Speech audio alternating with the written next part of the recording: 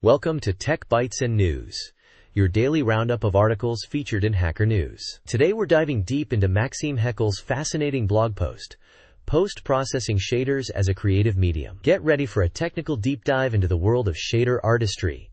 It's a long one, so buckle up. I'm stoked. Shaders are so cool. What are the core takeaways from this extensive piece? Is it mostly about practical techniques, or is there a broader artistic message? It's a fantastic blend of both. Heckel details numerous post-processing shader techniques, but the overarching theme is using shaders as a creative medium in themselves. He's not just showing how to do things, but also why and where the inspiration comes from. He draws heavily from other artists on platforms like Twitter and Bluespersky, which is really inspiring. Interesting. So he's essentially reverse engineering the styles of other artists and translating them into shaders? That's a unique approach. Exactly.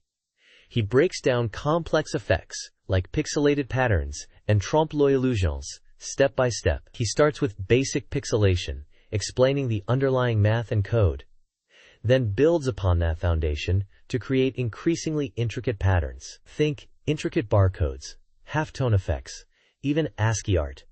Wow, ASCII art in shaders? That's impressive.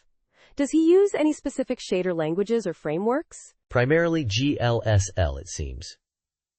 He uses it within a React 3 Fiber environment, which makes sense given the visual nature of the effects. He also touches upon the potential of WebGPU and compute shaders, hinting at future explorations. That's forward-thinking. Does he just focus on static effects, or does he explore dynamic or interactive elements as well? Oh, absolutely. He covers dynamic effects too. One example is a progressive depixelation effect, where the image gradually resolves from a pixelated state, row by row. Another is a pixelating mouse trail that distorts the image based on cursor movement. It's all very visually engaging. That sounds amazing. I'm particularly interested in the trompe-l'oeil techniques. How does he achieve those realistic effects? He uses clever combinations of techniques. For instance, the staggered LED cell panel effect involves offsetting UV coordinates to create a sense of depth and realism. The woven crochet effect uses sinusoidal offsets and ellipses to mimic the texture of knitted fabric. It's all about manipulating UVs and applying lighting models creatively. So it's not just about the code, but also about the artistic vision and how the code is used to express that vision? Precisely. He emphasizes the importance of combining different techniques and experimenting to find unique aesthetics. He even mentions using sign distance functions, SDFs, and threshold matrices to generate complex patterns. It's a very creative and iterative process.